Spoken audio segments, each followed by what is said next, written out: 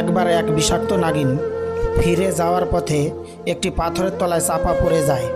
তারপরে নাগিনটি ভীষণ চিৎকার করতে থাকে। তার চিৎকার শুনে কিছু দূরে দাঁড়িয়ে থাকা একটি গাই মাতা ছুটে চলে আসে নাগিনের কাছে।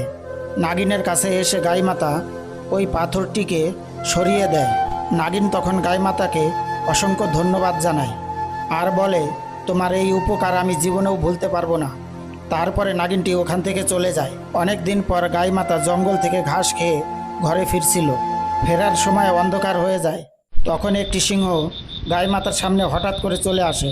সিংহকে দেখে গাই মাতা ভয় পায় আর জোরে জোরে ডাকতে থাকে। ডাক শুনে নাগিন দ্রুত ছুটে চলে আসে গাই মাতার কাছে। গাই মাতার কাছে এসে দেখে সিংহ গাই মাতাকে আক্রমণ করতে যাচ্ছে। ঠিক তখনই নাগিন সিংহকে বিষাক্ত সবল মারে। নাগিনের বিষাক্ত সবলে সিংহ মারা যায়। গাই মাতা একদিন ওই নাগিনকে উপকার করেছিল, তাই গাই মাতা আজ বিপদ থেকে উদ্ধার হলো। তো বন্ধুরা, উপকার করলে উপকার পাওয়া যায়।